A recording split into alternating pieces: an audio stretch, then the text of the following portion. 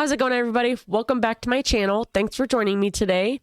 So today we are going to be talking about German homes and what sets them apart from American homes, and that's where I come in.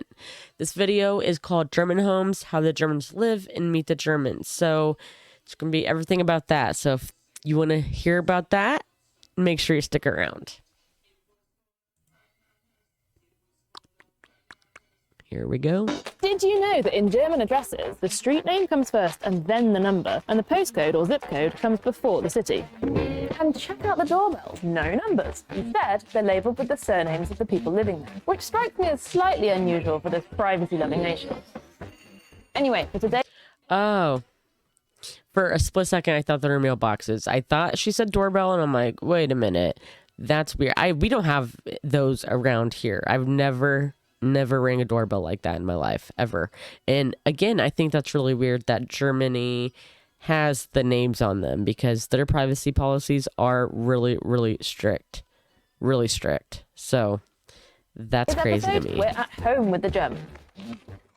German homes come in all shapes and sizes. They also have pretty logical names. Beautiful. A house at the end of a row of houses is called an end of the row house, or ein Endhaus. A house where one family lives is called a one-family house, ein Familienhaus. Large houses split up into several apartments are called Mehrfamilienhäuser, or multi-family houses, and that's the most common type of home here. As I've told you before, Germans usually know the exact measurements of their home in square meters. The average German home is a little over 90 square meters, for 2 people. 5 million Germans live in a WG or Wohngemeinschaft, that's shared accommodation, and only 0.5% of households have 3 or more generations living under one roof. Cold rent means without bills, and warm rent includes costs for certain utilities and services. Germany has long been a nation of renters. Less than half the population owns their own home, and in some larger cities that drops to a quarter. This is in part a hangover from recent history. During the war, a lot of private property was destroyed, so rental apartment blocks were built as a quick fix. In East Germany, people rarely had the option of purchasing their own property, and state-owned property was heavily subsidized. These days, some people prefer the flexibility of renting. Germans do, after all, move an average of 6 times in their life, but most people cite spiraling house prices and hefty deposits as the main hurdle to owning their own home. That being said, renting isn't always...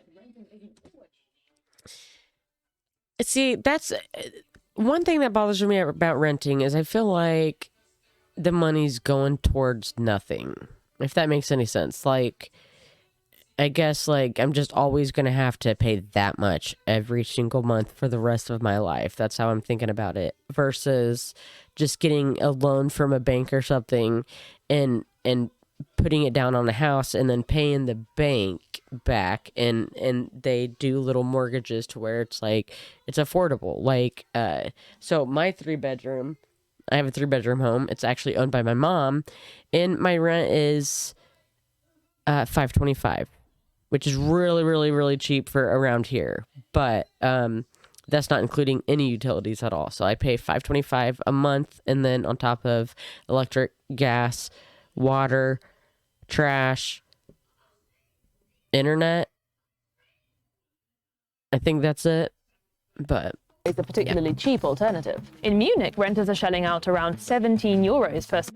Oh, but what I was going to say was, like, I would feel so much better just, like, putting money down on a loan versus in one day knowing I'm going to have a home that I'm going to own is much more satisfying to me than just paying that $525 a month. If that makes any sense to you guys. Let me know down in the comments.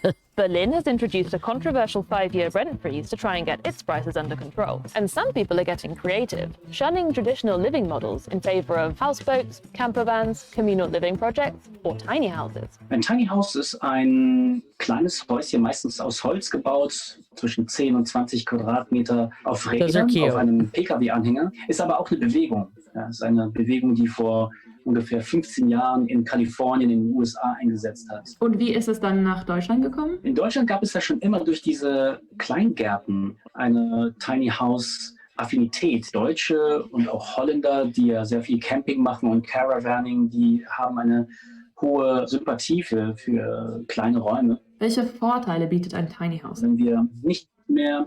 So viel Platz beanspruchen können wir nicht mehr so viel kaufen. Wenn alle Menschen auf einmal in Holzgebäude leben würden, hätten wir nicht so eine CO2-Katastrophen. Und wenn wir nicht mehr in anonymen Hochhäusern leben wollen, sondern eher in kleineren Strukturen, dann ist das soziale Miteinander auch ein anderes. Okay, so if you live in a tiny house, let me know down in the comments how your guys' living situation is, like financially. I'm super curious about that. I have heard about the tiny houses. In fact, I think on like Netflix or something, they have like a show called Tiny Houses, and they talk about that. I think I could live in a tiny house, no problem. I'm not very materialistic. Although a lot of Americans are very materialistic, like, so I would imagine it'd be just a temporary thing for many people, but yeah, that's crazy. Anyway, back to the status quo for now. Here are my personal picks for a few things that make a home very German. House shoes, bottled water, sparkling of course, weird little mini forks for cake. If the cakes aren't mini, then why are the forks? Solid roller blinds that block out every last scrap of light. One of these retro-looking wooden measuring sticks. A cellar with caged-off storage spaces. A beloved balcony. That's the most sought-after home feature. 2 duvets, very practical. And unwieldy, squashy, frankly ridiculous square pillows. Newcomers often have a few surprises when they move into their first place in Germany. First of all, don't expect a house or flat to be furnished, even if you're renting. And the biggest shock of all might come when you enter the kitchen. Yep, it's totally normal to take your entire kitchen with you when you move. Counters, cooker, sink, everything. What? One good thing about moving here is that it's a team effort. It's absolutely the done thing to enlist the help of all your friends. The only payment required is beer, pizza, and the knowledge that you'll return the favour. Of course, it wouldn't be Germany without a good set of rules. The small print in a rental contract can include such gems as the exact level of noise you're allowed to make, how often you have to air your flat out, and the requirement to repaint every room a neutral colour upon your departure. If you've noticed anything else about the German way of living, leave me a comment below. Thanks for dropping by. I mean, that's kind of what we do here, but we do like the for renting deposits. So it'll be like a $500 deposit, $500 down for the first month's rent, and then when you leave or when you move out, depending on if the place was in the same, it looks the same, if the walls are, nothing's broken or whatever, then they'll give you your deposit back.